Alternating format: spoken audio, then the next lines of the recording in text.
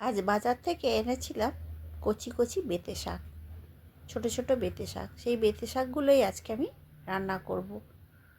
তো বেঁতে শাকগুলো একদম টাটকা ছিল, আর বেঁতে শাক বাছতেও বেশি ঝামেলা হয় না, শুধু গোড়াগুলো একটু কেটে বাদ দিলেই হয়ে যায়। কচি নরম শাক, কোনো অসুবিধে নেই, এরকম গোটা গোটা রাখলেই হয়ে যায়।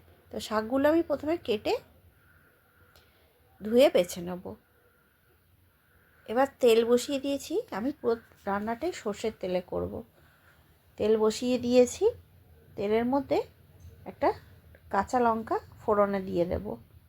কাঁচা লঙ্কা দিয়ে দিয়েছি, লঙ্কাটাকে একটু ভালো করে লাল করে ভেজে নিয়ে তার মধ্যে দিয়ে দিচ্ছি রসুন। আমি এখানে 10-15 কোয়া রসুন নিয়ে সেটাকে থেতো করে নিয়েছি। থেতো করে দিলে তার একটা অন্যরকম টেস্ট হয়, কুচিয়ে দিলে তার একটা অন্যরকম টেস্ট হয়, আর বেটে দিলে তার অন্যরকম টেস্ট হয়। রসুনটাকে ভালো করে লাল করে ভেজে নিয়ে তার মধ্যে দিয়ে দিচ্ছি একটা বেগুন। বেগুনটাকে আমি ডুমো ডুমো করে কেটে নিয়েছি, একটু নেড়ে চেড়ে চাপা দিয়ে রেখেছি যাতে তাড়াতাড়ি সিদ্ধ হয়ে যায়। এর মধ্যে দিয়ে দিচ্ছি পরিমাণ মতো নুন, দিয়ে ভালো করে নেড়ে চেড়ে নেব।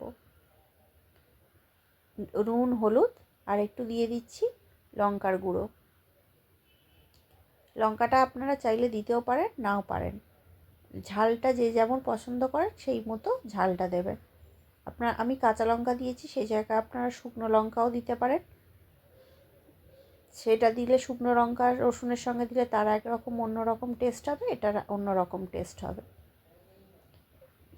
লঙ্কা হলুদ দিয়ে ভালো করে এটাকে ভালো করে বেগুনটাকে ভেজে নেব। এরপরে দিয়ে দেব শাকটা, যে শাকটা আমি ধুয়ে আগে থেকে রেডি করে রেখেছি।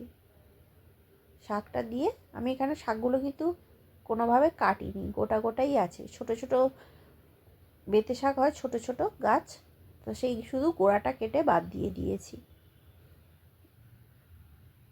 এইভাবে একটুখানি ঢাকা চাপা দিয়ে রেখে দেবো, দিলে জল বেরিয়ে শাকটা কমে যাবে। ঢাকনা দিয়ে দেব, দিয়ে কিছুক্ষণ চাপা দিয়ে 5-7 মিনিট চাপা দিয়ে রেখে দেবো, দিলেই শাকটা থেকে জল বেরিয়ে যাবে, যেহেতু আগে থেকে নুন দেওয়া ছিল। দেখুন আমি এটাকে নাড়িয়ে দিচ্ছি, অলরেডি জল বেরিয়ে গেছে। জল বেরিয়ে গেছে, আমি এটাকে ভালো করে নাড়িয়ে বেগুনটার সঙ্গে মিশিয়ে দেব শাকটাকে, যাতে বেগুনটাও সিদ্ধ হয়ে যায় আর শাকগুলোও সিদ্ধ হয়। আর একটু খুন্তি দিয়ে একটু চেপে চেপে দেবো, যাতে শাকগুলো ছোট ছোট টুকরো টুকরো হয়ে যায়। নাড়াতে নাড়াতেই এটা শুকনো হয়ে গিয়ে ছোট ছোট টুকরো হয়ে যাবে। এইভাবে কিছুক্ষণ নাড়িয়ে শুকনো করে নিলেই রেডি হয়ে যাবে আমাদের বেঁতে শাক। গরম গরম ভাতের সঙ্গে শীতের দিনে বেঁতে শাক দারুণ লাগে খেতে। একবার অবশ্যই ট্রাই করে দেখবেন। বেঁতে শাক গরম ভাতে শীতের দিনে পুরো জমে যাবে। ভিডিওটা কেমন লাগলো অবশ্যই কমেন্টস করে জানাবেন।